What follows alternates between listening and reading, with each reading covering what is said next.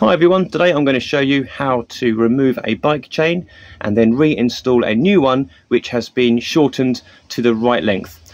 You need one tool to do this. You just need a chain brake tool. You can buy really fancy ones with lifetime guarantees, and you can also buy really cheap ones which the saying buy cheap, buy twice really applies to. But for about £5 you can buy one that will work and will cut and break many chains for years to come. I'm going to use another part of a chain to show you the science behind this, and then we'll get on with the work. It's a really simple process with the chain brake tool. Basically what you want to do is to fit your chain into the gap here on the chain brake tool. You see there's some stirrups here. They hold the links in place and hold it steady while you drive in a pin that is going to push the rivet through. Every link on the chain has a rivet holding everything together, and hopefully on the video you can see the rivet coming out, being pushed through. Don't push it all the way through. You want it to be hanging on like this one here, because once you've shortened the chain you're going to want to push the rivet back through to rejoin the chain again. So that's possibly about right. If not, we can revisit it. So let's give it a bit of a tug and see if it gives. Not quite. So I'm going to push through a little bit more, and you should see the rivet moving just a small amount. Oh, actually, no, I thought I'd pushed it all out then. No.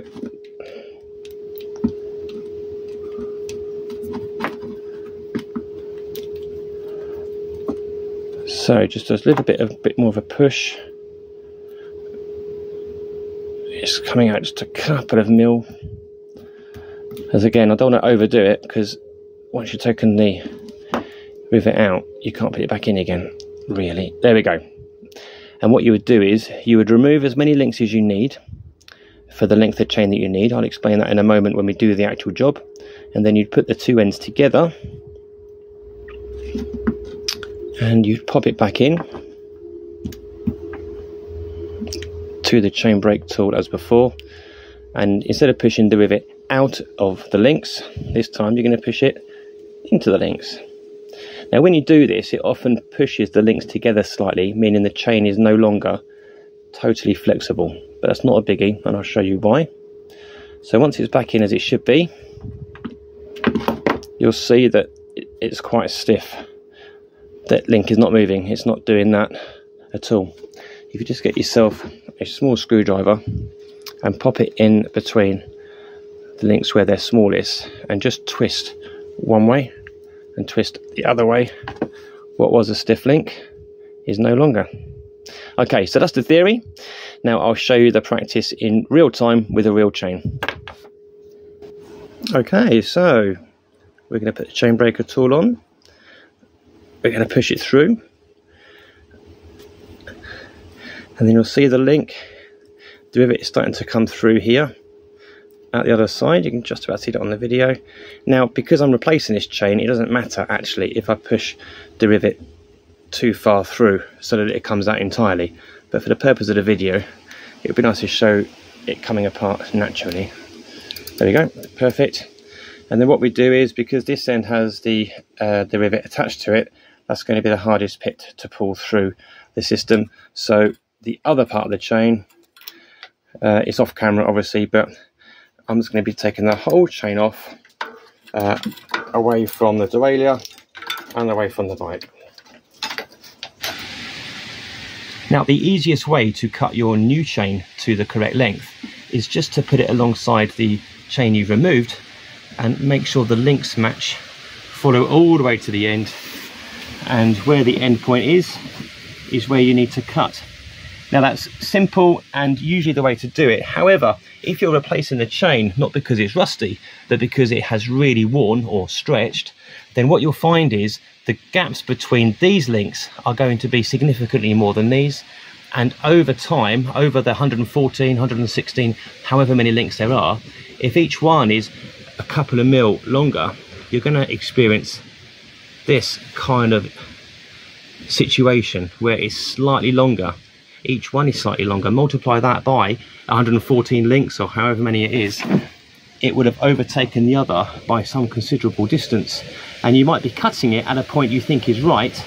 Actually, it may not be. So in that case, if one is longer than the other between the links, just make sure you every now and then just pull the old chain back and forth so they're always matching. Anyway, that's the way you do it. We've found it to the end now. That is where our link is. So I'm going to cut that now on the table in exactly the same way I showed you in the video, and then that'll be at the right length. But before we do that, I'm going to show you also how to measure your chain if you aren't lucky enough to have an existing chain. So if you're in the unlucky position where you don't have an existing chain with which to measure the new chain, this is how you can do it. Put your new chain over the largest two sprockets. So that's the largest sprocket on the back, the largest sprocket on the front, so basically the one that's furthest outwards, the one closest to the camera here, and the one furthest from the camera here. Don't involve the derailleur, don't involve anything else, just big to big. And it's a bit annoying with this one because we've got a chain guard here, so you can't see quite as easily. But what you need to do, assuming there's no resistance, you're going to bring the chain around both sides, and where the two join, you're going to add two more links. It's not an exact science because sometimes you have bikes with extreme gears, but it does work pretty well. So if I bring it around to the top, hopefully you'll see this on camera. Okay, so we have the end of the chain here, and then coming round, making sure the chain is as tight as it can be around that biggest sprocket. Here are the two meeting here, so I'm going to put the two together, and then I'm going to add two links. So this link here with my finger, that is touching the link exactly where it needs to be, but we're going to add two more. So I'm going to cut here instead. So one link joins, but we're going to add two more. That's where I'm going to cut, and then that will be just the right measurement to fit over this type of bike. If you have a bike where this bottom gear, the granny easy gear, is super big, much bigger than the rest, which you sometimes find on hybrid bikes in particular, this may not work as easily as I've just explained, but in 90% of the cases, that's the easy way of cutting your chain to the right length. But far easier is keeping the old chain with which to measure against. Now, once you've cut your chain to length, it's just a case of threading it and routing it all the way around the existing components. And it might look a bit daunting, a bit scary, but don't be put off, it's not that bad. This derailleur arm would normally be all the way down here, holding the chain under tension. So don't be confused when it's pinged up all the way here. But basically you want to go over, under and over. You're going to go over the cassette here, under this pulley, the jockey wheel, and then over here. Over, under, over. Much like an S. In cars they call fan belts, sometimes they call them the serpentine belts, because it's like a serpent. It's exactly the same here. Over, under, over. So I'm going to do it without the tension of the spring. Over, under, and then we're going to go over here,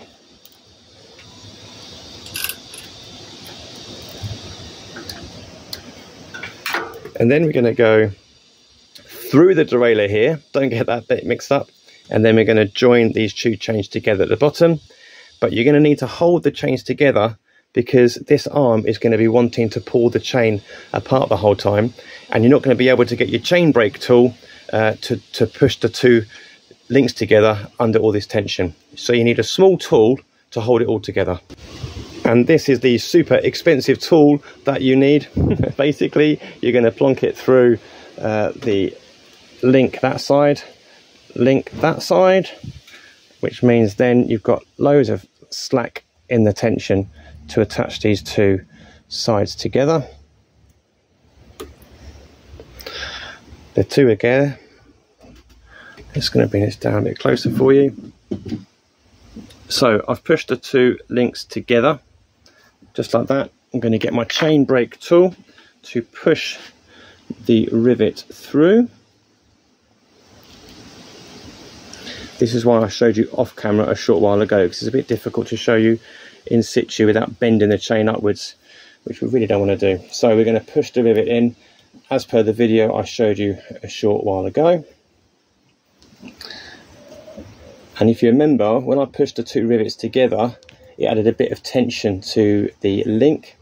We're going to remove that tension so that it is still pivoting properly in a moment with the screwdriver. So you can see it's on a bit of a wonk there. That's because we just need to remove that tension. So we're going to put the chain in there, put the screwdriver in there, give it a bit of a twist both ways.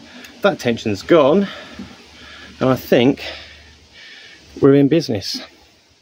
Now, of course, we haven't indexed the gears or anything like that, but the chain itself is perfectly on point.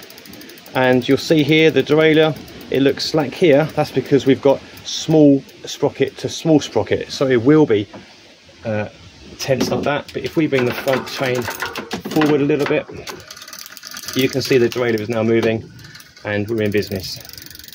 So there we go. That is how you remove a chain. You cut a new chain to length and you put it all back together again. Job done. Don't be put off by bike maintenance, guys. It really isn't that scary. As long as you've got the right tools and you've paid good money for a good bit of kit, you'll be able to do this time and time again for years to come. That's it for now. Thanks very much for watching. Please subscribe to the channel. That'll encourage me to upload more videos, and I'll see you next time.